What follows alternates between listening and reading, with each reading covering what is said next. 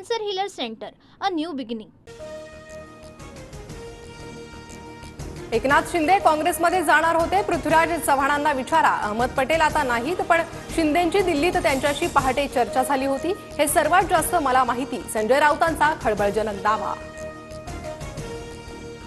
एकनाथ शिंदे काँग्रेससोबत जाणार होते, तर पक्षानं त्यांना मंत्री का बनवलं? संजय राऊतांच्या दाव्यानंतर नरेश म्हस्केंचा सवाल. शिवसेना भाजप एकत्र होती तेव्हा एकनाथ शिंदे काँग्रेसमध्ये जाणार अशी चर्चा होती. संजय राऊतांच्या दाव्यानंतर अंबादास दानवेंची प्रतिक्रिया. शिंदे अजितदादांनी आमच्याकडे यावं, आलटून पालटून मुख्यमंत्री करू. पटोलेंची ऑफर, तर ऑफरमध्ये सुधीर मुनगंटीवार आहेत का ते चेक करा. संजय राऊतांचा टोला.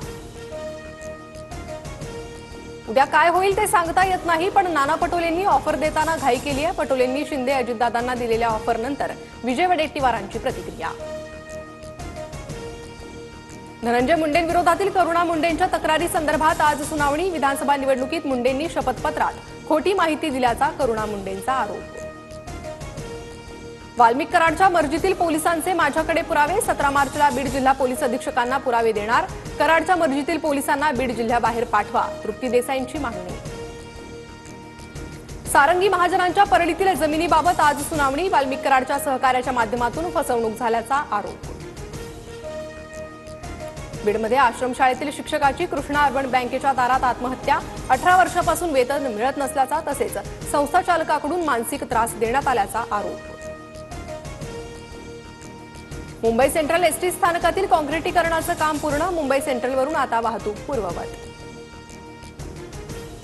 जुन्या नादुरुस्त 72 बसेस पुणे एसटी महामंडळ भंगारात विकणार. 21 मार्चला 72 बसेसचा भंगारात लिलाव होणार.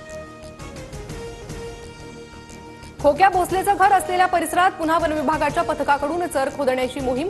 पुन्हा अतिक्रमण होऊ नये म्हणून कारवाई. बीडमध्ये काही लोकांकडून सत्तेचा गैरवापर. कायदा हातात घेणाऱ्यांवर राज्य सरकारनं कडक कारवाई करावी. शरद पवारांची मागणी.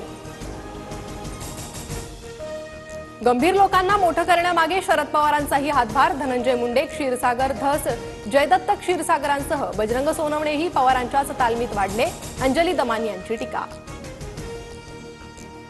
शरद पवारांचं पंतप्रधान नरेंद्र मोदींना पत्र. तालकटोरा स्टेडियममध्ये बाजीराव पेशवे, महादजी शिंदे, मल्हारराव होळकरांचे अश्वारूढ पुतळे उभारण्याबाबत उल्लेख.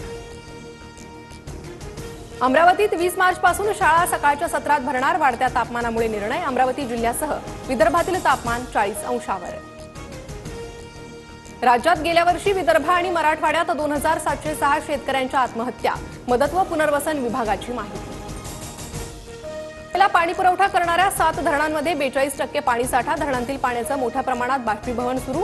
कडाक्याच्या उन्हामुळे मुंबईतील पाण्याची मागणी देखील वाढली.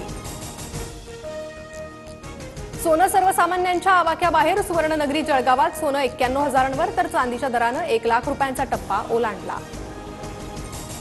गाईच्या आणि म्हशीच्या दुधात 2 रुपयांनी वाढ. आजपासून राज्यभरात नवे दर लागू. दरवाढीनंतर गाईचे दूध 58 रुपये तर म्हशीचे 74 रुपये प्रति लिटर असणार. मुंबईत पुढील काही दिवस उष्ण आणि दमट वातावरणाचा अंदाज. मुंबईकरांची उकाड्यापासून सुटका होण्याची शक्यता कमीच, तर विदर्भातील तापमानही 40 अंशावर. पश्चिम रेल्वेवर उद्या कोणताही ब्लॉक नाही. बाहेरगावी गेलेल्यांचा परतीचा प्रवास सुरू होण्याची शक्यता असल्यानं निर्णय. मात्र मध्य रेल्वेवर रविवारी दिवसकालीन ब्लॉक.